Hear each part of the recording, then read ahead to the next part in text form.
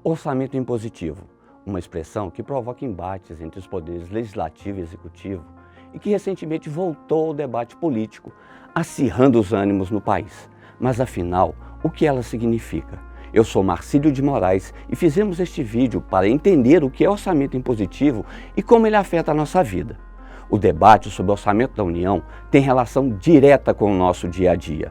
O orçamento considera os gastos, tendo como referência a arrecadação de impostos prevista pelo governo.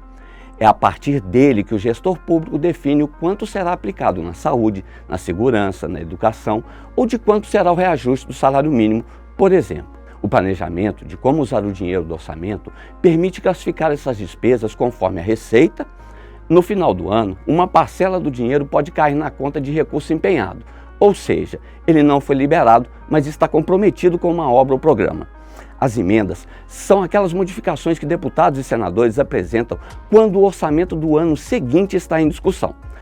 Normalmente estão relacionadas à destinação de recursos para obras e projetos em suas regiões ou bases eleitorais. É dinheiro para escolas, creches e hospitais, por exemplo. Antes de continuar, é preciso entender como essas emendas se tornaram o foco da recente briga entre parlamentares e o governo federal.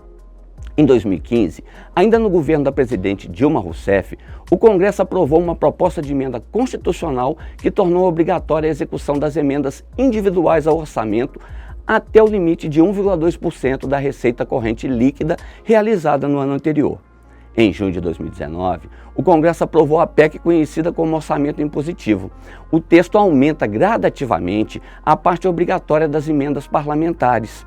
A lei aprovada em 2019 ampliou a obrigatoriedade para o pagamento das emendas de bancadas estaduais apresentadas no Congresso. Antes, eram de execução obrigatória apenas as individuais. Com isso, essas despesas que podiam ser adiadas passaram a ter de ser cumpridas. Há 4 tipos de emendas. Emendas individuais, feitas por deputado ou senador. Emendas de bancada, que reúnem os parlamentares do mesmo estado ou do Distrito Federal. Emendas de comissões, propostas pelas comissões permanentes ou técnicas do Congresso. Emendas do relator do orçamento, incluídas pelo relator a partir das demandas feitas por outros políticos. Antes de 2017, o pagamento não era obrigatório. O Executivo podia discutir e negociar com o Legislativo, e a aprovação poderia estar condicionada ao apoio dos legisladores aos projetos do governo federal.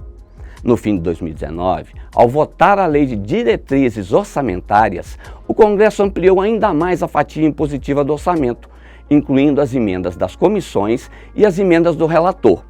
Só com essas mudanças, o Congresso passaria a gerir 30 bilhões do total de quase 90 bilhões do orçamento.